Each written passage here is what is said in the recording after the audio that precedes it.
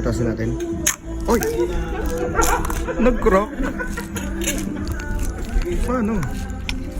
Paano siya, ano? Kasi... Yan. Yan, ganyan daw siya eh. Parang style hatch egg. Tapos, lalagyan daw natin ng mga patatas. Ito, ano to? Patatas nga to. Potato, di ba? Nakalagay. Ayan. Ay, no. Corn beef ka nun. Tang na failed talaga. Hindi marunong. Ito kasi sa kami muna sa phone. Dapat ganun eh. Ganyan dapat. Ayaw mag-shoot eh. Tapos, eto, green peas. Green peas na ulay black.